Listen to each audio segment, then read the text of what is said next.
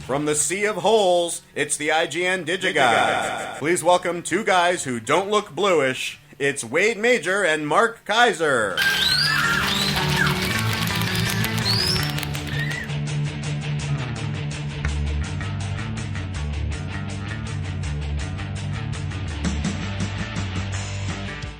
I don't know if we should take that personally or not. What listener sent that one in, Corey? Give us a hint. That was brought to you by Lorenzo Raffa of the Lorenzo Commentaries. I'd like to see his holes. Thank you. Thank you, Lorenzo. Thank you very much. Lorenzo's, he sent in a bunch of ours. And by the way, come on, send us some listener mail and some Vox boxes. It'd be great to have some holiday Vox boxes. So if anybody out there has any holiday-specific questions, anything pertaining to Christmas, Hanukkah, Kwanzaa, New Year's, snow, Winter Wonderland, go ahead and send that our way so we can pop that in on the holiday show. We're a few weeks away still from doing that and putting together all the titles and the great box sets and holiday-themed things and other fun surprises. And it should be a good show. It's looking good, Mark. Yes, because you want me to sing the VoxBox song. Send that along. Gods@digigods.com. Gods@digigods.com. Send us everything to that address, and we will reply. We got a lot this week. We got some good new movies, some good foreign films, some really good foreign stuff, a bunch of docs and British television that we should try and put a dent in. Mark? Yes, sir. Do we have anything to talk about of just pressing importance, other than the fact, which I just posted on the Facebook page, that they have just announced that Warner Archives is going to finally be releasing Blu-rays?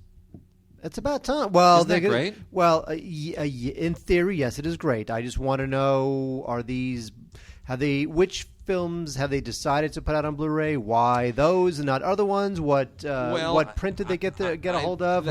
What house is going to do the transfer? That's a good question. But I mean, the fact is, there's so much great stuff in the Warner Archive collection that a lot of people would like on Blu-ray. Frankly, I mean, look, they have a ton of classic silent films that you can only find in the Warner Archive collection, and it would be great to have those on Blu-ray. Frankly, I mean, it really would. I know, I agree. It's just great stuff. The first two titles, which are being released actually very soon, they should be on their way to us, is Death Trap and Gypsy. Now, I have no idea why... Death Trap, is that the Sidney Lumet Death Trap? Yes. With Chris, I love that movie. I know, right? I do. Yeah. That's a great movie. So Death Trap and Gypsy. Now, I have no idea why those two films of all the... I mean, it's Michael Caine, Christopher Reeve, great score. It's kind of a strange two films to say, let's make these our inaugural Blu-ray releases from Warner Archive. However, the next two, which don't have dates yet, very interesting. Two that I've been waiting for on Blu-ray for a very long time. The Hudsucker Proxy. That's been on... That's not been on Blu-ray? Yeah, it has. But this is part of a Warner Archive thing. It's like it's been moved over to the Warner Archive collection. But the other one's a big deal. Fearless. The Jeff Bridges, the Peter Weir? Yeah, baby. Yeah, interesting. Rosie Perez, right? Interesting, right? Blah. Blah, because that DVD is crap. That has never been properly released in any form whatsoever. Now it's time. It's pretty great. Actually, Fox is coming out with some of their classics also on Blu-ray. They have Gentleman's Agreement. Awesome. Coming out on... I don't know if the Gentleman's Agreement actually holds up. And I'm saying that as a Jew. Yes. I don't think that thing holds up. What's the date on that? January 15th. Yeah. So January 15th, we have Gentleman's Agreement. We have which one? Best Picture? Did it not? I believe it did. It did indeed. Wild River, Montgomery Clift. Not my favorite Montgomery Clift film, but it is Elia Kazan, and so it's automatically worth it. But also another Oscar-winning Best Picture, How Green Was My Valley, which won an Oscar for John Ford. So we have How Green Was My Valley, Best Picture winner, Gentleman's Agreement, Best Picture winner, and Wild River, which is a Kazan film, all coming out on January 15th. Very nice. Now, by the way, those are great, great movies if you're over 60. I'm not over 60, and I love those. I don't think Gentleman's Agreement holds up. You know what? I don't even think How Green Was My Valley holds up. You know what? How Green Was My Valley? I mean, look, to recreate Wales on the back lot of whatever studio it was, it was not RKO because they made Citizen Kane that year. So what studio was How Green Was My? Was that MGM? It must have been MGM. Well, anyway, seriously, recreating Wales like a Welsh mining village somewhere over in Culver City or whatever, not bad. Yeah, but that doesn't make it a... It's a good movie. It is a good movie. Uncle Wade. It is a good movie. It's very nicely done, and young Roddy McDowall is very compelling. You love Roddy McDowall. Love Roddy McDowall. Because years later, he would play be an Abe. Oh, what a sad career. Well, okay. But here's the thing, though. The last thing I'll say about How Green Was My Valley. This is what How Green Was My Valley beat out. Yeah. You realize... Oh, I know. It's obnoxious. It's one of those years. It's one of those years, sort of like, for example, when Rocky won Best Picture, we're all like, oh my gosh, Rocky won Best Picture. No, look at the films that Rocky actually beat. It was like, the Wonderful... No, it was... It was a Network. It was Network. Taxi Driver? And All the President's Men. All the President's Men. And it was just... It's insane. You just Bound for Glory. Bound for Glory. You go, really? Rocky beat those? Seriously? Are you kidding me? Well, that was the story. The movie was about an underdog, and that's the underdog Best Picture winner. Even Ordinary People, which I think the world of, but it's like, really? It beat... Are you kidding me? It beat like The Elephant Man and Raging Bull and what? How did that happen? Well, but how did How Green Was My Valley beat Citizen Kane? I know. Well, because, Citizen and Kane... the Maltese Falcon. I know. Strange. Fluh. Anyway. Well, those are three good ones. You know what? Let's start off and just knock out some docs here, Mark. We're gonna blow through some docs, okay? And when you say blow through some docs, that's your way of saying lose some listeners. No, there's some really good ones here. Oh. First of all, Travis Pastrana. We talked last week. I think it was last week we talked about Gone in 60 Seconds, right? Yes. All the car crashes. Well, this is the spiritual heir of that is Travis Pastrana's Nitro Circus, the movie. This is really just Evel Knievel stuff. It's a lot of just stunt work. It's not like it's not like Jackass where it's just guys abusing themselves. I mean, this is legitimate high octane stuff, and these guys are pretty impressive. They really are impressive. It's all Daredevil stuff. The only thing that makes this significant is that it is a 3D Blu-ray. It gave me a headache, I'll admit, but I think the only reason you would actually want to own this is for the thrill of the 3D. So if you do have a 3D Blu-ray player and a 3D television, both of which are required for all of these things, don't think that you're going to buy a 3D Blu-ray and stick it in your DVD player on your 21-inch, 20-year-old Sony tube television, then it's suddenly going to be in 3D. Not so. But if you got all the gear, seriously, this is what you should be doing with 3D. Not watching movies, narrative films, but watching, kind of thrill ride stuff, video games and thrill ride. And this is just about the thrill. So they actually do a very good job of sort of making sure that they engineer the experience for 3D, and it's perfectly fine. Not my kind of thing, but you know what? For people who are looking for 3D, specifically movies that actually really put it to use in the way that it was intended, this is probably one of the best that's been out there. I like the warning on the cover of the disc too. Warning: PG-13. Jumping a school bus with 7 people 167 feet isn't for everyone, especially you. That's great. All right, Wade. One of the great documentary trilogies ever, probably, although the third one doesn't really hold up for me. But the Paradise Lost trilogy is available on oh, yeah, very nice. DVD. Now, Paradise Lost is a documentary about the West Memphis Three. Sure is. And these were three... Actually, they were tried and convicted as teenagers. These films actually, to a great extent, contributed to getting them freed. Yes. I mean, that's the amazing thing about this trilogy. This trilogy is not just about the West Memphis Three. This trilogy is integrally involved in the entire story itself. Yes. Now, supposedly these 3 kids, they were teenagers at the time in 1994. They were sentenced to life. Actually, one was sentenced to death, one was sentenced to life, and the other was sentenced to life also for these horrible, grisly killings of these 3 kids. And it was part of a satanic ritual, and a lot of just really gruesome facts came out during this case. It was really horrible. And this documentary was made, and turns out that the documentary, as Wade said, was integral in getting them off. And unlike a lot of documentaries, there was not just one sequel, there were 2. And it really was kind of the second sequel, Paradise Lost 2 Revelations from 2000, that kind of suggested that evidence was missed, at least when it comes to one of the boys. And Paradise Lost 3, Purgatory, kind of continues the story. So it was a grisly crime. There was a crime that made national news, and it was just tragic for everybody, including the 3 men who were convicted unfairly, as it turns out. And it's a great 4-disc set. There's a bonus disc of never-before-seen content and a whole bunch of bonus features. But the actual doc itself is just riveting stuff. It is great stuff. It's the Paradise Lost trilogy. Very good. We also got Rescue 3D. An instant of courage can mean a lifetime. In a world. This is another Blu-ray 3D. This was originally an IMAX film, and not as kind of mind blowing, I think, as the Nitro Circus disc, but still, it does a nice job with the 3D. Essentially, what you're looking at here is the work of people who deal with they're the first responders to natural disasters. If there's an earthquake or tsunami or whatever have you. Very nicely photographed, very nicely put together. Again, nothing mind-blowing, but just very, very solid and makes decent use of 3D, though I think you can enjoy it just as much without the 3D. But certainly very good use of the Blu-ray. The high definition, really, really top-notch, and some great audio. So that is from Image, and that is Rescue 3D. Also, we got to put a big shout-out to something that is going to be airing very soon on PBS, if it hasn't already. We've got it here on Blu-ray, and that is Ken Burns' latest. This guy is just unbelievable. Ken Burns must just know everything about everything. After all the docs that he has made about all these historical events, he's got researchers. That's unbelievable. He just knows everything about everything. This is the Dust Bowl. And if you don't know about the Dust Bowl, I mean, the last survivors of the Dust Bowl are actually interviewed here. And I didn't even realize anybody was still alive who had lived through that horrible, horrible event.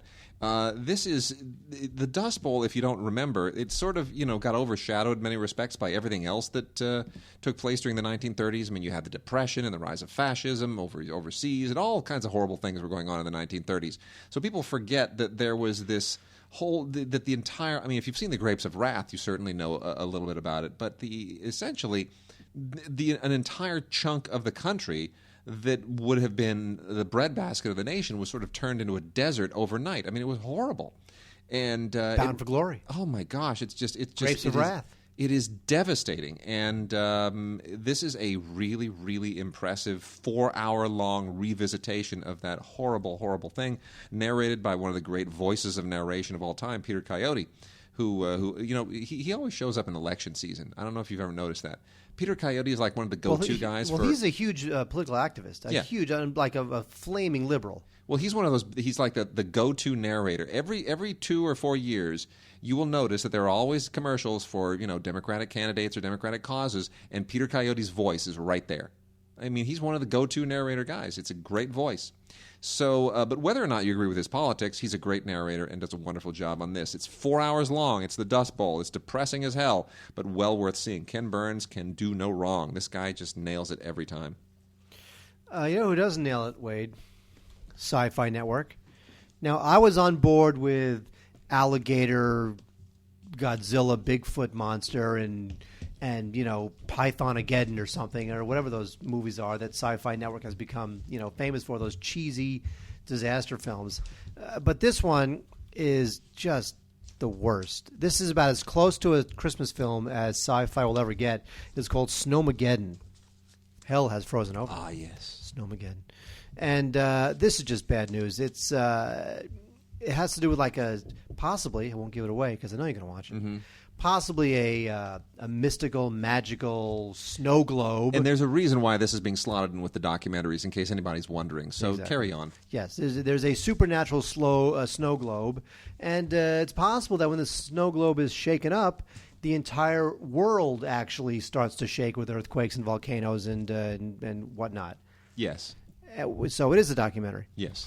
And it doesn't deserve to be, but Exactly. carry on. A lot of these sci-fi movies, again, like Alligator, Bigfoot monster meets Godzilla, something, Python. Yeah. A lot of them, they're so obviously cheesy. They know it's cheesy. I think it devalues the sci-fi brand, but they know it's cheesy. This one, I think, is sort of kind of in its own way trying to be good. Mm-hmm. And when a movie is trying to be good and is bad, that's just tragic. Yeah. When a movie is bad but knows it's bad, that could be funny. That's not Snowmageddon. So I would pass on this. But you know what you don't want to pass on if you love snow? The latest Warren Miller film. Come on, Warren Miller, he's still at it, Mark. How old is he, like 75 or something? I can find out if you'd like. Find out how old Warren Miller is while I talk about Like There's No Tomorrow. Now that's ... like there's no tomorrow. So you got to be doing something like there's no tomorrow. What are you going to do like there's no tomorrow? You are going to ski, shred, huck, bomb, launch, He's 88 spin, and years charge. old. Is he really? 80. He was born in 1924. Warren Miller. Wow. That's now, impressive. Warren Miller, if you don't know, he's like he's a filmaker He's the man. who he he does like ski movies, snowboarding movies. Has done forever. Anyway, you know what? This is terrific. It's as good as anything you've ever seen from Warren Miller. I mean, it's pretty much the same stuff, but it is great skiing. Now, I am not a skier, but I appreciate great ski photography, especially when it is just everywhere. I mean, you are all over the world. They're skiing in India in this movie. They're skiing in New Zealand. They're skiing everywhere, in Norway, all over the United States. It is terrific. World-class skiers, and it's just if you're exhilarated by great skiing and great ski photography, this is cool. It's on a collector's edition deluxe Blu-ray as well as a DVD. But this guy's done like 100 movies. It's just, you got to watch it on the Blu-ray. Warren Miller on Blu-ray, just 1080, just slow motion killer skiing. It is fantastic. And all the new technologies only enabled him to make better movies. So definitely check that out. Like there's no tomorrow. Woo! Shred, dude. You like that? No. Okay. Never do that again. I will try not to do that again. Also, we've got a couple of movies here that deal with gender issues. One I can recommend, the other one I can't. Chile Wright, Wish Me Away, or is it Keeley? I always forget how to pronounce her name. But anyway, I covered this on NPR some months ago. NPR. Well, you know what? She's a country star, and she came out as gay and is technically considered the first. Now get this. This is splitting hairs. She's technically the first country western singer to come out during the course of her country western career. Now, I remember at the time I was talking to the publicists, and I said, yeah, I seem to recall Katie Lang owning that title, and they said no, because when Katie Lang came out, she had already transitioned from country western over to something else. Loophole. It's a nice loophole to promote the movie. Anyway, she is terrific, though. I got to tell you, Wright is a great singer, and it's a very, very touching story because it really gets into just how difficult it was for her to sort of live this lie while she was in what is considered, a very, very conservative music industry, but how she's been welcomed and appreciated and how it really has been good for her. Now, that's not to say there aren't a lot of haters out there who've tried to make her life miserable, but, it's an inspiring story, and she still is who she is, and she hasn't become sort of this crazy, over-the-edge activist. No, she's just living her life, and the message is you don't have to substantially change, and I think it's a great message, so I appreciated that. What I did not appreciate is the Ballad of Genesis and Lady Jaye, which freaks me out to this day. I'm sorry. Call me politically incorrect. Call me anything you want. This movie is just deeply, deeply disturbing. If you don't know this, this is about Genesis Briar Peorage. Now, I'm going to do my best to sort of explain what this is about without making myself throw up. And sorry, call me a hater, call me politically incorrect or whatever. But you're talking about essentially about performance artists who, beginning in the 1970s, it's a couple, and they decided to become together a new gender. And so through plastic surgery and all kinds of other weirdness, these two individuals are trying to sort of reinvent gender and identity and what human beings are. And I just find the whole thing deeply pretentious and sick and weird and wrong, and I cannot endorse this film. Now, that being said, if it's not a badly made movie, it's just that the subject matter is creepy as all hell. So this is from New Yorker. I love New Yorker. Endorse them fully. I love their new eco-packaging. Glad they're back in business after being gone for a few years. But my goodness, this movie, The Ballad of Genesis and Lady Jaye, is just freaking weird. Good times. It's just deeply disturbing to me. Wait, next we have the doc front. And are we going to get to real movies soon? Oh, yeah, very soon. Okay, good. We have Nicholas Ray's We Can't Go Home Again. Now, the Nicholas Ray, if you don't know, he was the director of Rebel Without a Cause and other good movies, too, like In a Lonely Place and Johnny Guitar. And in the last years of his life, Ray started to get very experimental. He would experiment with, multi-screen projections as a way to kind of tell his stories. And he wound up becoming far afield from stories like, Rebel Without a Cause. So when he became a teacher at I think it was one of the SUNY schools. I forgot which one it was. He and his students wound up making this film that would become We Can't Go Home Again. Now, Nicholas Ray died before he was able to create a satisfactory cut of it. So his widow, Susan, wound up finishing it up. And now we have Nicholas Ray's We Can't Go Home Again on Blu-ray and DVD. Now, the Blu-ray and the DVD both contain a documentary by Susan Ray called Don't Expect Too Much, which is a documentary about Ray's life. So not only do you get this very fascinating experimental film by one of the great directors of that era, of the 50s, Nicholas Ray, but you also get a documentary by his widow about his life. And there's 2 discs here, too. There's a extended interview with Jim Jarmusch, who was very much influenced by Nicholas Ray, and a profile of Nicholas Ray from CBS in 1977. So there's really good stuff on this thing. It's a very unique movie. It's an experimental movie. You may not groove to it, but you got to admit this guy was really onto something, and it was just fascinating how his career took a 180 from these films in the 50s to these really experimental films in the 70s. So anyway, that's Nicholas Ray's We Can't Go Home Again. And yes, we're yes, Wade. You want to talk now, don't you? Well, yeah. You get to that in a second. I want to put a quick mention in here for a couple of first-run movies because we always talk about food. And first one features has The Raw and the Cooked, A Culinary Journey Through Taiwan by Monica Troit. Monica Troit, very, very good filmmaker. If you haven't seen any of her stuff before, really well worth seeing. Look, I got to tell you, is this a revolutionary documentary? No. Will it make you hungry? Absolutely. And that's what it's all about.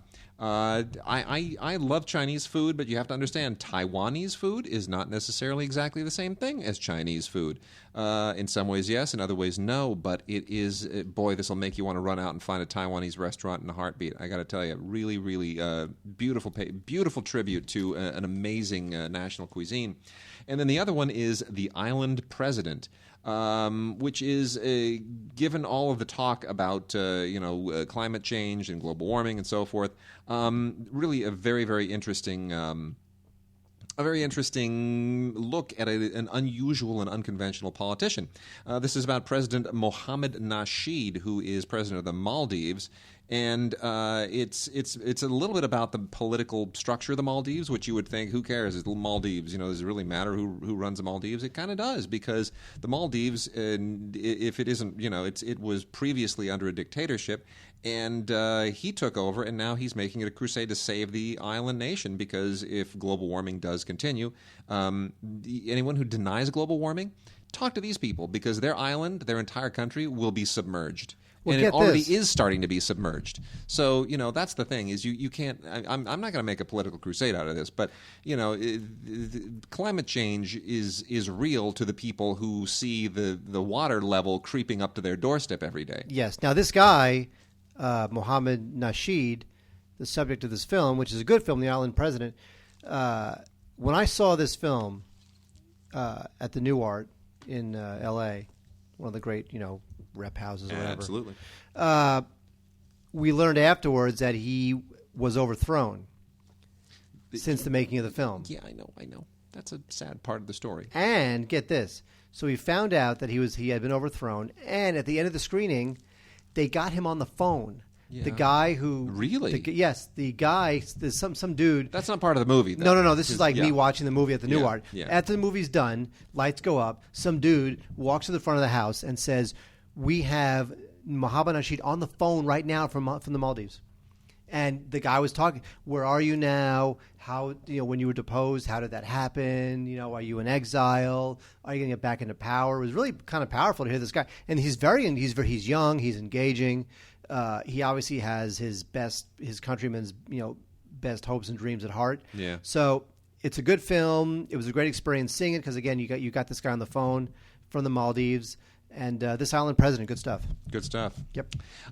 Quickly, some historical stuff here that's really worth seeing. Bill Morrison, a very interesting filmmaker, made a movie here called The Miners' Hymns, which uses archival footage of northeast England coal miners and archival footage of them in basically an hour-long tribute, which is all pretty much just footage and music. It's not a conventional documentary. It's like almost a cinematic essay, and it's beautiful and moving and really nicely put together. And I wish more people would do. This is the kind of experimental cinema that I can get behind. You know, it has a thrust and a narrative momentum, and it's really all about the emotions. Very nicely done. It has 3 great bonus films by Bill Morrison as well.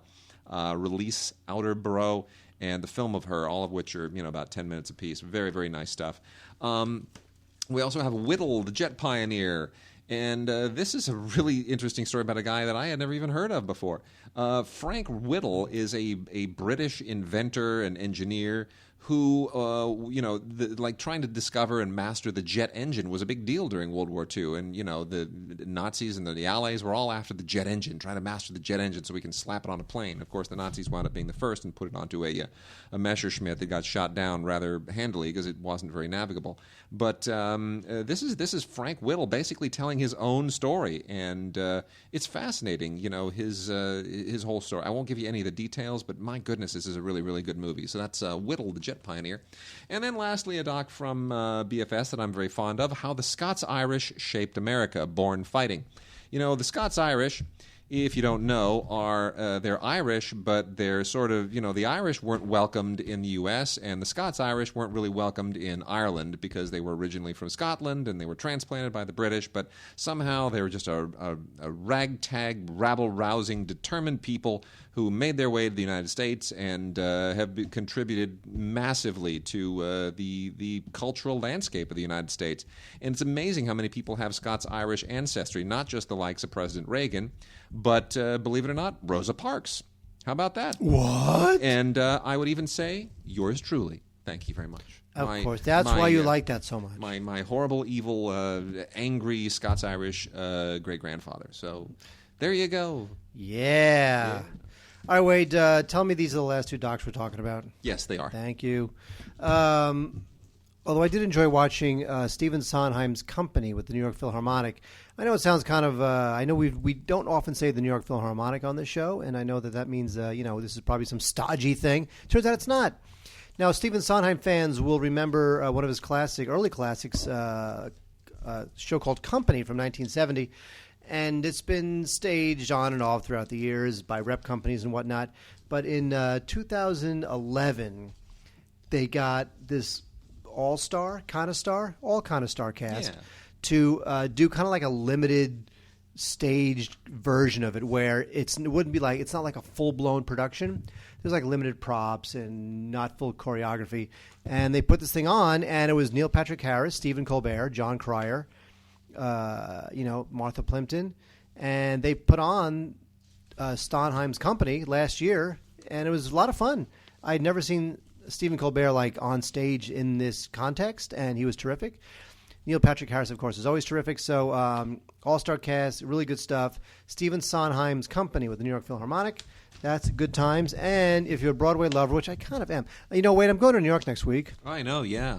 Good go for to New York you. for Thanksgiving, and I'm deciding. I always have to go see a Broadway play, if not 2. Deciding what to see. What are you going to see? Well, what are you thinking about seeing? Here's what I'm thinking about seeing. Now, you tell me whether I should see this. Now, there is a revival of Who's Afraid of Virginia Woolf on Broadway right now. Ooh, who's in it? Virginia Woolf is always good to see if the cast is great. It's all about the cast. Well, here's the thing. This thing is getting raves. New York Times went ape-s over it. Everybody is going nuts over this thing. So, I'm thinking this thing's got to be worth it. So maybe Who's Afraid of Virginia Woolf? I mean, there's nobody in it that we would know or that I would know. Sure. But I'm really thinking of seeing that. I still haven't seen the Book of Mormon, which I know is playing in L.A. now. Yeah. So if it's playing in L.A., tickets might be easier to get in New York, maybe. No, maybe. So have you seen it? No, haven't. Keep meaning to. I've heard it's nothing but hilarious. And then I don't think there's really any nowadays on Broadway they like to get these big celebrities to be in their shows. There's a couple of celebrity shows, but I really don't want to spend like $100 to go see Katie Holmes in a show.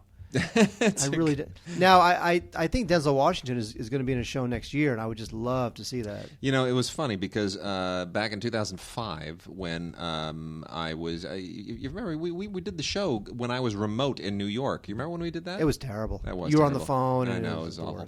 But I was in New York because my wife was working on a film, and I tagged along just to spend her per diem. And we were in a hotel right there at 49th and Broadway, and directly across Chicago, the revival of Chicago was with Brooke Shields. And it's bizarre because, you know, here's Brooke Shields across the street in a show, and I was thinking, I'm not going to go see Brooke Shields in a show because I see her at the market all the time when back in Los Angeles. I'm sorry, I'm not going to pay money to see you in New York. Well, here's before we'll move on after this. Yes. But there is one thing I might try to see. Now, in 2005... Yes. I saw a revival of Glengarry Glen Ross, one of my favorites. It was with Liv Schreiber and Alan Alda. Yes. Now they got Glengarry Glen Ross again. I'm kind of like, do I want to see that again? But it's with Pacino. Oh. I have to see it, right? You do have to see it. Al Pacino and Glengarry Glen Ross. You do have to see it. He's the best thing about that movie. He really is. But it's like, and now I've seen Pacino on stage before. Yeah. I saw him in a one act, literally 15 years ago. I saw him in a one act.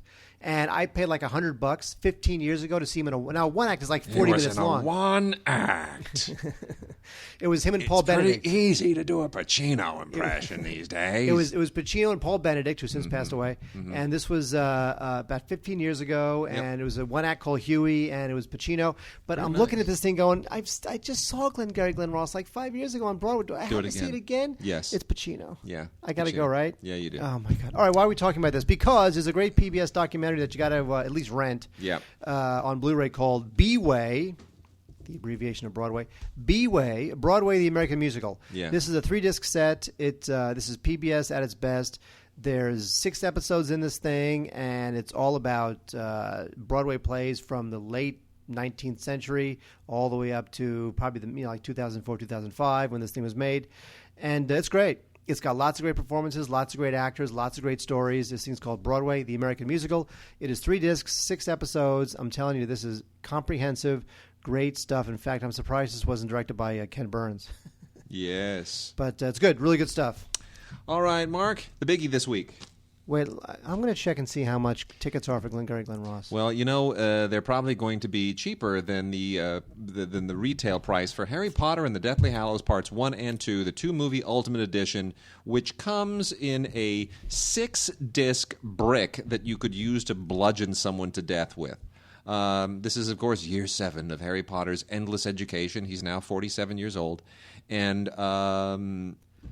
Hermione's like, 60 or something. This is just, there is such a thing as overkill on Blu-ray, and I got to say, this is it. Now, look, does it look great? It's incomparable. Does it sound great? It will fill all of your speakers, and you'll think that you're just awash in the world of Harry Potter, and Hogwarts will swarm over you. But this is endless. It's impossible to get through all the extras. Impossible. I don't think anyone will ever get through all the extras. I think if you start looking at the extras on this, you will die of old age before you actually get through it. It's insane. This has so much stuff in it. It's got a lenticular card. It's got character cards. It's got this book, 48-page book called Growing Up, with all the movies that show how they go from age 7 to 62 over the course of these films. It's like the Up films, like Michael Apted's Up films. Oh my gosh! You get 2 more episodes in the endless documentary Creating the World of Harry Potter, which concludes the whole thing. You seriously, I kid you not. Part 2 has more featurettes than I think I have ever seen on any Blu-ray release or DVD release ever. It is everything. They must have had high-def cameras following every single member of the cast and crew around all the time, because it probably is a real-time encapsulation of the making of the film. You truly wind up watching the whole movie, the course of the making. Like they shot for something like, what was it, 90 days, 90 shooting days? Sure. It'll take you 90 days to watch all the featurettes. It will. It's insane. But that being said, there's a lot of really good stuff here. It's not just EPK stuff that's thrown on here. It really is great. And a tour of the Warner Brothers studios in London, pretty great. Got to tell you. So pretty great. So it's just it's just massive. It's endless. It goes on and on and on, picture in picture, and it's just so interactive. I just at a certain point I said I just want to watch the movie. In fact, I don't even want to watch the movies. I just want to watch parts of these movies. But there it is. So Harry Potter and the Deathly Hallows Parts 1 and 2 movie ultimate freaking edition is just unbelievably huge and massive. And oh, by the way, it also includes ultraviolet, so you can make this whole thing follow you around. Well, if it's ultraviolet, then I got to buy it. There you go. No, absolutely. Please. Also, we've got the Expendables 2. Yeah. Which I thoroughly enjoyed. Awesome. I like the Expendables 1. I really like Expendables 2, and I didn't think I would. I got to tell you. I hated Expendables 1, and Expendables 2 is funny. Bruce Willis and Arnold Schwarzenegger have much bigger roles in this. You also get a wonderful quasi-cameo from Chuck Norris, which is fantastic. And I'll tell you, the best thing about it is Van Damme, because he's the bad guy. He's the villain. He is so freaking evil. It is just fabulous. He plays it beautifully. I thoroughly enjoyed this. Totally over the top, totally referential, great one-liners, whole lot of fun.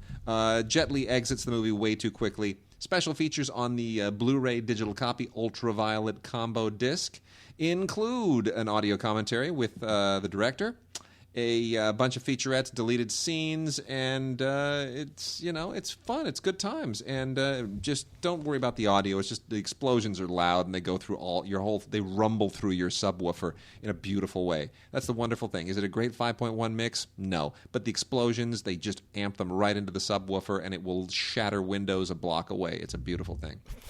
Really? That bad? Yeah. Why not? Oh, wait. Whitney Houston's final film, Sparkle, is out on Blu-ray. This thing is, huh? Why would I to this day, I don't understand why anybody would want to remake a movie that, that even, like Irene Cara starred in the original Sparkle, which was a Joel Schumacher film that even Joel Schumacher doesn't much care about. And why would somebody say, let's remake that? Because I don't get it. Because it was so bad, they said, you know what, we can make this better. I suppose. Too bad they didn't. This thing is very formulaic, and it's very melodramatic. And, I think people kind of maybe groove to that kind of old-fashioned charm, but in the end, I just think this thing is... it's just an It's just like an assemblage of like cliches of those sorts of films. It's not original. It doesn't do anything that you haven't seen done 100 times before.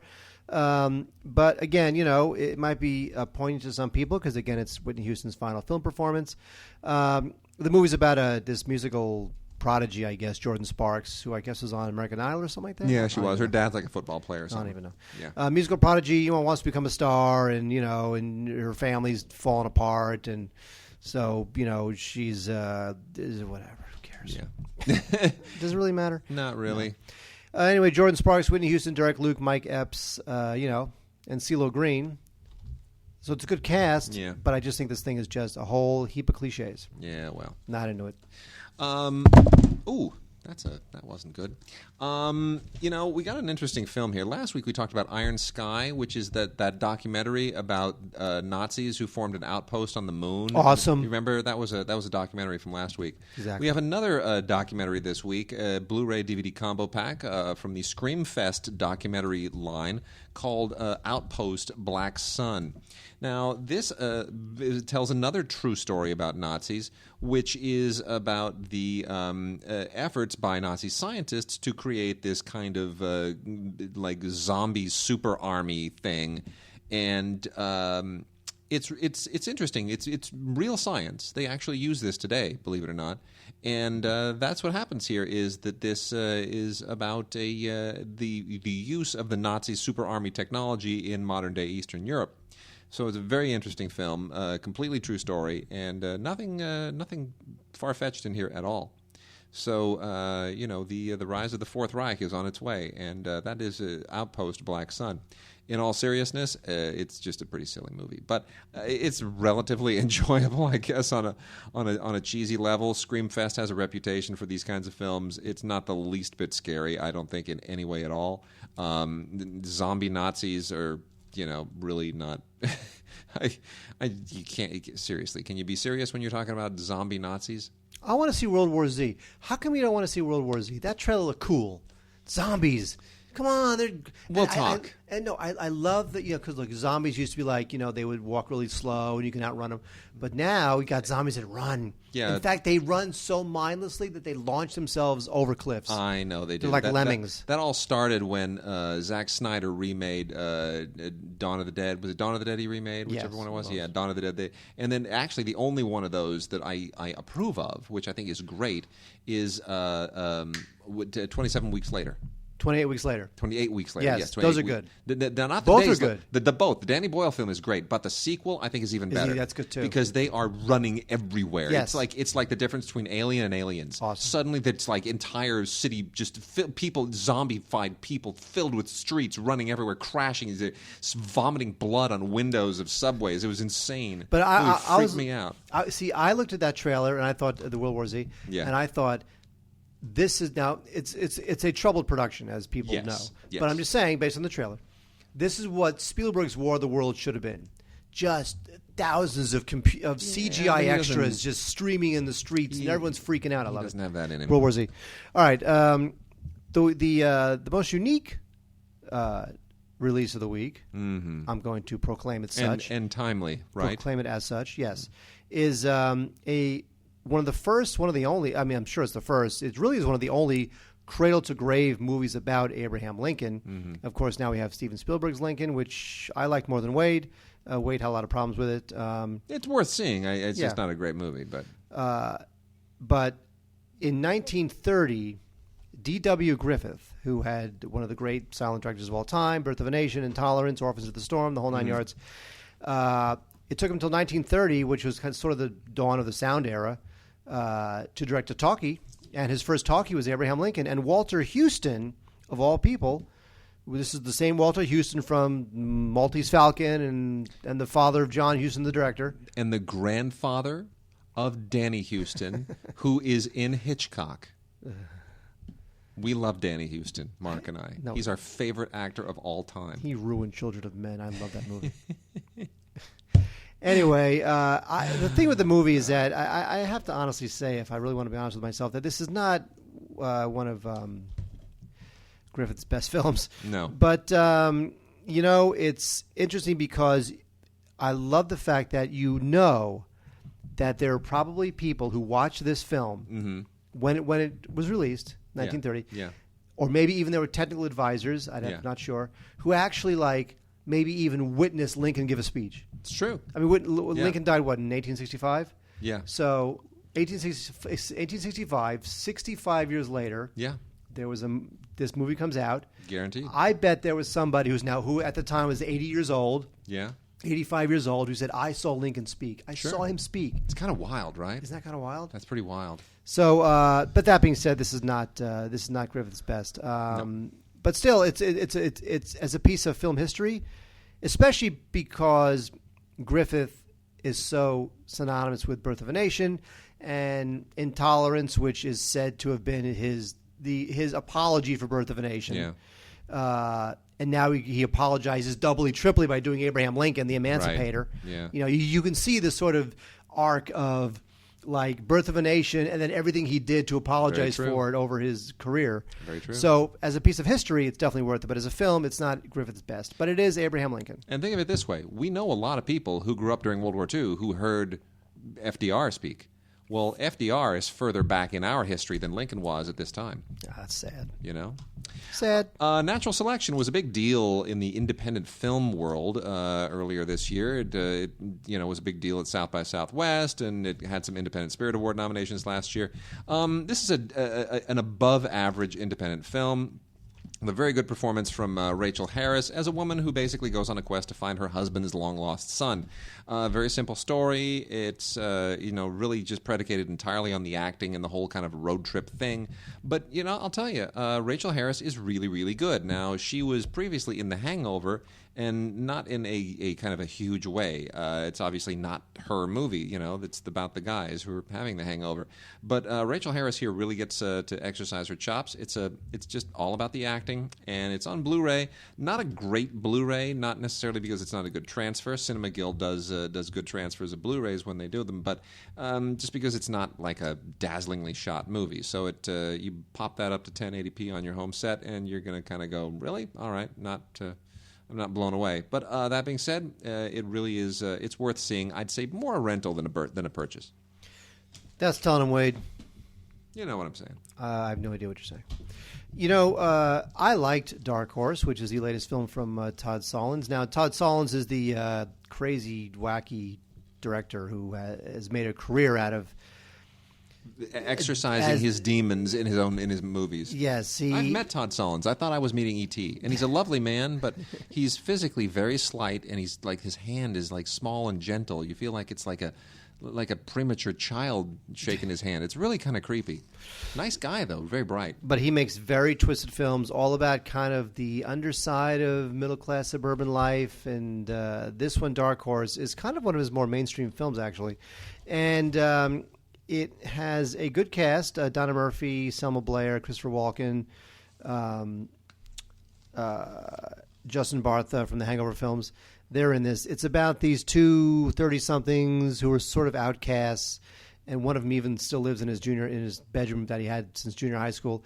And these two mid 30-something outcasts, they meet each other and fall in love. And that's all I'm going to say because if it's a Todd Solondz film, there's going to be a lot more to it. And what I liked about this film is that in a lot of Solondz films, I just feel like he's kind of showing off a little bit. He wants to show how quirky he is. He wants to show how weird he can be. I just feel like here he really loved these characters and was way more interested in telling us about these characters and their journey than he was in being Todd Solondz. Yeah, it's too bad. Very much of a... you know what I said. Yeah. Everybody rewind the last 30 seconds and you will prove that Wade has no idea what I just said. Anyway, Dark Horse, it's a terrific film. I liked it a lot, actually. Good. It's actually one of my favorite Todd Solondz films. You know, Famke Janssen fancies herself a filmmaker now. Oh, no. Yep. She wrote and directed a movie called Bringing Up Bobby. And I want to be so forgiving. It's... You know what? It's not a bad movie, but it's not a particularly good movie either. She gets herself some decent performances out of Mila Jovovich and Bill Pullman, among others. But it still feels like one of these movies when actors get to make movies, they just kind of focus too much on the acting and working with the actors, and they lose track. The movie it tends to feel like if you buy some really nice fabric, but you don't really know how to stitch it together, the craftsmanship isn't quite there. This is just one of those movies that, she got it out of her system, and here it is. It's basically a family drama, a human drama with Mila Jovovich as a con artist and a single mom. And, she's basically like almost a gypsy, and, her kid is American, and... plant them in Oklahoma, and the story tells itself. Famke Janssen does a very decent commentary along with one of her actors and executive producer, and you get a couple of featurette-y things on here. So, I mean, it's, if you like the actors, I guess give it a shot. The other film I got here, which is the last of our new films, then we're going to get into some foreign stuff here in a second, Booster, which was a big deal at South by Southwest as well. This is an interesting directing and writing debut for a guy named Matt Ruskin, who I think is going to do some very interesting work in the future. It's a little too much wannabe Tarantino-y, Scorsese-y, all those other kind of gangstery movies. Takes place in Boston, and essentially about a guy who's a petty crook who's doing it mostly for his family, and because of his brother, he gets dragged into something much deeper. It's always nice to see Seymour Cassel in something, and he's in here. Mark and I, of course, have been on set with Seymour Cassel in a film, and boy, does that guy just really come unhinged when the camera's off. Seymour Cassel is the only actor of any note I've ever seen in the SAG building. Like somehow, I think when actors come when he's very active in the union. Yes, yeah, he's like on the board or something like that. I think when these kids come to Hollywood and they want to be an actor, I think they feel like if they hang out in the SAG building, it means they're like as if Harrison Ford is going to show up or something. Yeah, something like that. It's not going to happen. No. So, but the only actor I've ever seen of note walk in there is Seymour Cassel. Very true. Thank you. I not that I would doubt you, but I really, really like Joshua Marston. I think Joshua Marston is one of the most talented American independent filmmakers alive. And I think the fact that he has not sort of blown up and gone to do huge studio films really tells you a lot about his integrity. This is a guy who just exploded with the movie Maria Full of Grace. This is an American director who said, I'm going to make a movie, an American film, American independent film in Spanish. That's what I'm going to do for my directing debut. Maria Full of Grace is a sensational film, and that was 2004, Mark. 2004. I know, it's wild. That's 8 years ago. Stop that. Now I feel old. So what does the guy do? He takes, basically 7 years. This came out in 2011. 7 years. What does he take 7 years to do? He does a movie called The Forgiveness of Blood, which made no money. I mean, Forgiveness of Blood... You know why? It's got a stupid name. But you know what? He decided to follow up a film. Check this out. The Forgiveness of Blood. No, check it out. He decided to follow up a film in Spanish by making a film in Albanian. Who hasn't done that? Thank you. And you know what? It's even better than Maria Full of Grace and more accomplished. And it just says this guy is more interested in actually, developing his craft than going full-on commercial. And I just so respect that. And it's not obscure. I mean, it's a really compelling film that takes place in sort of these the world of blood feuds in Albania. And it's I don't want to call it like an Albanian Godfather because it's not. It's more than that. It's almost a little bit more like Jean de Florette, It's got more that kind of feel to it. But it is a really, really good film. And God bless them, the people at Criterion decided to give this the Criterion Collection treatment. They bestowed their brand on this film, this very deserving film, and bravo for them. It is a wonderful movie, and it is a very deserving movie with some very good extras, including a Joshua Marston commentary and a conversation with his actors and a lot of behind-the-scenes stuff, rehearsal footage, audition footage. It's first rate. Bravo to the Criterion Collection for saying this film needs our help. We're going to give it a boost. It didn't get the help and the assistance that it needed in general release. And the Blu-ray is extraordinary. It's a really well photographed film. It's a well directed film, beautifully acted and written film. Everything about it works. The Forgiveness of Blood. If you didn't see it, you're missing out. Buy it. Add it to your collection. Criterion Collection Blu-ray. Did you like it? I loved it. Oh, I loved it. It's a great film. I wasn't sure. Yeah. Wade, one of the best animated films of this year. Well, it was nominated for an Oscar. Well, last year, you mean? Last year, I guess. Yeah, last year. It was nominated for an Oscar. Yeah. Yeah. Is A Cat in Paris.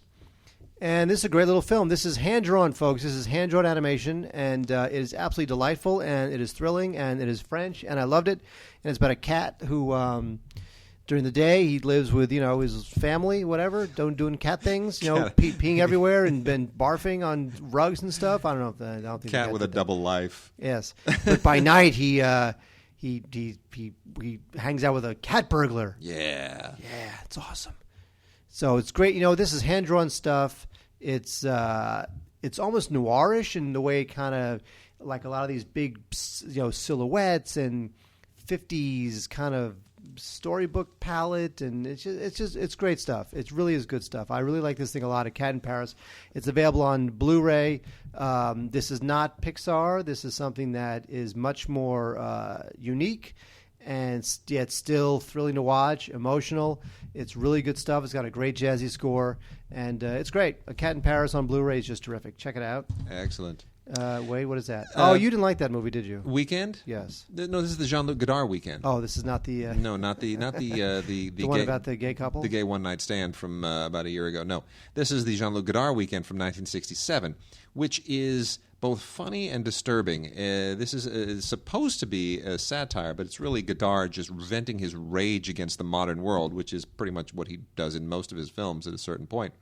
The movie is it's a road trip, and it is a very kind of odd and peculiar road trip about the disintegration of civilized society and this couple who are just caught in the middle of it. It dates pretty well. Most of Godard's stuff dates rather poorly. If you look at some Godard films made like within the past few years, they look like they were made 30 years ago. It's just who he is. But there's great extras on this. The film itself, this is a Criterion Collection Blu-ray.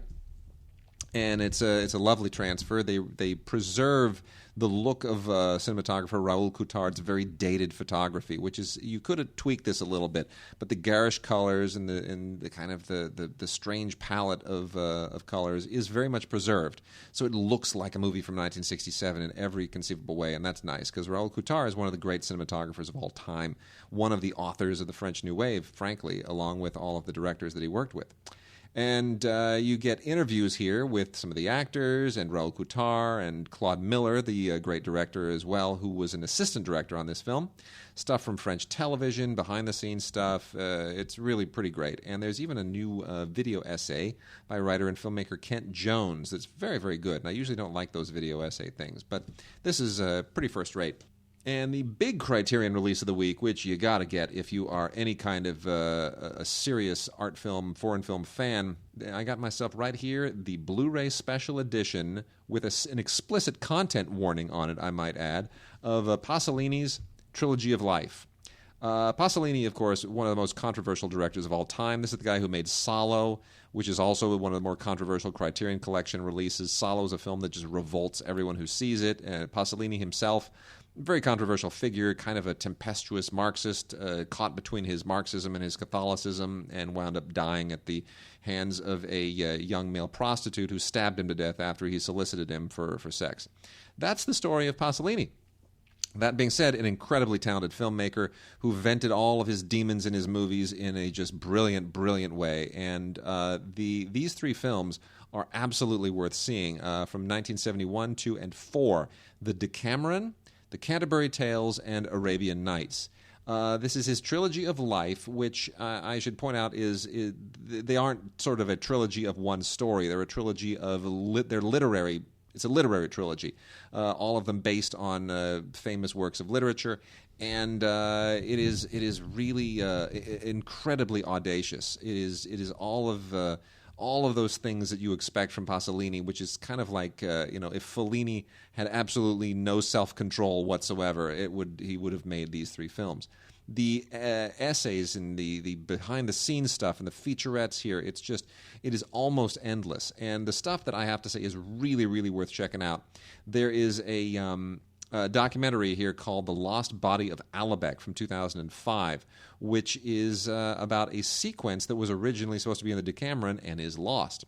Then there's also Pasolini and the Secret Humiliation of Chaucer, which is about the Canterbury Tales segment, and another one called Via Pasolini, also from 2005, which has all kinds of Pasolini's worldview and a lot of really rare archival footage of him. And there's even more. It just goes on and on and on. It is a great set, perfect set, beautifully, beautifully put together. The Trilogy of Life, Pasolini's Decameron, Canterbury Tales, and Arabian Nights from Criterion on Blu-ray. Wade, making it happen. Hey, I'm telling you. There's a film by Audrey Tautou, who, of course, has just fallen off the earth since Amelie. And I think she's been replaced by Marion Cotillard. Yeah. But this is an interesting film. It got mixed reviews, but I kind of liked it, called Delicacy. It's a film about a young woman played by Tautou. She, her soulmate, her husband, winds up dying tragically. And she, of course, withdraws, and she gets very lonely. And then she winds up falling in love with a very plain guy. And everybody wonders, why is she falling in love with this guy who's like nothing? And so it's a very Princess Frog kind of a story, but I kind of found it very charming and kind of bittersweet, and I liked it. Delicacy, it's a nice little film. It didn't really go anywhere. In fact, it's only being released here through Cohen Media Group. They're doing a lot of very interesting little Blu-rays, though. I like their whole clear packaging style branding thing that they're doing. Well, it definitely stands out on the shelf, I'll tell you that much. But you know what? If you want to check out a very interesting little French story of finally finding love when you thought love would never happen again and all that sort of stuff, check out Delicacy. It's a nice little film. And it's got Audrey Tautou. Yeah, what totally. happened to her? Last foreign language film here before we wrap up with a little bit of British television is Maurice Pialat's Police. This is with Gérard Depardieu and Sophie Marceau and Sandrine Bonnaire, a trio of great French actors from 1985. I was actually living in France when this came out, and this was a big deal. These posters were everywhere. This is Police, Police, not to be confused with Police, the more recent film which came out this year, which we're going to get an award screener of very soon, Polisse. Is it good? It's supposed to be great. It's supposed to be really great. I missed it at Kolkoa, but it's supposed to be really great. This is just a psychological story about a detective played by Depardieu who gets a little bit attached to the dark side when he's attracted to this the kind of a gun mall, a drug dealer's gal, and he's forced to sort of choose between his work and his compulsions and all of that stuff. It's a really interesting psychological study. Very well done. Maurice Pialat is a great, great director. He's deceased now. But Pialat is actually famous for doing something that took a lot of guts. And I think he sort of was prophetic at the time. People thought he was just being a jerk. But when he won the Palme d'Or, which was like, about 88, I think it was, 88 or 89, for Under Satan's Son, also starring Depardieu, he went up and he collected his Palme d'Or. And what do you say when you collect a Palme d'Or? What do you say, Mark? I'd like to thank the members of the Academy, my family, my agent. No, you walk up to the microphone and you say, "Cinema is dead." That's what you say, and then they boo you for your nasty ingratitude and for being kind of a jerk. But you know what? Pialat was being kind of a prophet of doom at that point in time, and I think what he said. I don't think cinema is dead, but I think we've certainly entered a dead phase. And I think he took the opportunity to do something more than just be kind of schmaltzy and self-serving. He said, "This is my forum, and they've given me an award, and I'm going to do something to try and call people's attention to the I'm going to be Noah, for crying out loud. The doom is coming." And like the people at the time of Noah, they made fun of him. But you know what? The flood came, and you and I, Mark Kaiser, this podcast, this is our ark, and we are leading our listeners 2 by 2 onto our ark. That's what we're doing. The hell are you talking about? I don't know. By the way, speaking of Gérard Depardieu, now you didn't see Life of Pi, and you refused to see Life of Pi because you thought it'd be bad. No, I haven't refused to see it. I mean, a friend of ours worked on it. I haven't gotten around to it. I would like to say that I found it absolutely delightful. Life of Pi. Okay, good. It is a good film. Good for you. All right, wrap up here with a few things from British television. Vexed. Have you watched Vexed, Mark? Have you ever seen it? No. You haven't seen Vexed? No. It's pretty great. No, it's not. Yeah, it is. Lucy Punch. You love Lucy Punch. She's funny. She's terrific. Yes. And people who see her in American sitcoms and romantic comedies and whatnot, they don't even realize she's British. I know. Well, she's got a great American accent. She has she puts it on perfect. Anyway, she's British. You know who she is. She's blonde. She's got a quirky face. She was the only good thing in... Well, she was in that one Woody Allen film that was otherwise... yes. Yeah. But she was also the only good thing in the remake of Le Dîner des Cons, the dinner game. What was the remake called with Steve Carell? I know. It was called Dinner for Schmucks. Dinner for Schmucks. Oh, gosh, a horrible movie. Anyway, she's the only good thing in that movie. She and Toby Stevens play just a terrific detective couple. They are cops that just can't get along. You've heard that before. It's it's Moonlighting and all the rest of those Glenn Gordon Karen shows like... what are some of the other ones that he did? Glenn Gordon. Didn't he do Moonlighting? And, well, he did Moonlighting, and he did the thing, Remington Steele. It's that whole deal. But really a delightful couple. Very cool. This is 3 episodes, Vexed Series 1, and it's a lot of fun. I really enjoy it. Then there's also the complete collection of Wish Me Luck, which is... one of the better period shows from British television. This is all about it's a World War II thing about women who are working as undercover agents in France. And it's a lot of production value for something like this. It's 23 episodes and quite a good show, really. Very impressively done. You got to kind of, you're going to recognize all these actors. They've been in a million things, and it's nice to see a good period British show set in World War II. Let's see what else. Oh, this is good stuff. The Duchess of Duke Street with Gemma Jones and Christopher Cazenove. 31 episodes of one of the most popular all-time masterpiece theater productions. You just can't dislike anything that takes place in Edwardian England. If you've been watching Downton Abbey, there it is. You're already hooked. And this was, the production value here is a little bit less, but still a really, really good show. Ooh, we're running out of time. And let's see, Duchess of Duke Street. You check it out. Complete collection. It's just wonderful. That's out from Acorn. And, Mark, we also have a thing here called The Ice House. Look how young Daniel Craig is in that. Oh, wow. Isn't that amazing? Yeah. Like, he doesn't look like James Bond there. He looks like some schoolboy. He looks like Malcolm McDowell in If. Yeah. Doesn't he? Almost? I like that. That's funny. He's grown into himself. No, this is pretty great. The Ice House was not that long ago, actually. The Ice House was done 1997, so 15 years ago. He's 1997 was 15 years ago, Wade. Do you realize that? I know, it's weird, right? Stop. Just Anyway, this is adapted from a pretty popular crime novel, actually, and it's just good, solid British procedural stuff. You'll really enjoy it. Also in here is Corin Redgrave. It's very nicely done. Definitely worth checking out if you're a Daniel Craig fan. That's from BBC, The Ice House.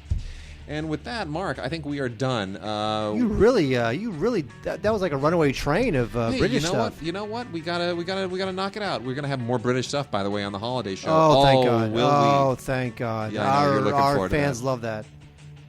So with that, please, by all means, email us at gods@digigods.com. Send us your Vox boxes. Send us your emails. Happy Thanksgiving. Happy Thanksgiving, everybody. We're looking at a big holiday movie season as well. Lots of great DVDs and Blu-rays to come, and our holiday show. So we want those Vox boxes with any kind of great, cool holiday thoughts and questions. We'll pop those into our holiday show, and you are going to just love this show. We're putting it together right now. Going to have a lot of great surprises. Well, not right now. Now we're doing this show. Well, now we're doing this show, but we're putting it together. We're going to have a lot of great surprises and fun times. It's going to be good to celebrate the holidays with all of our listeners. Otherwise, go to the Facebook page and make your comments there. A lot of good threads going on as well. We'll see you next week.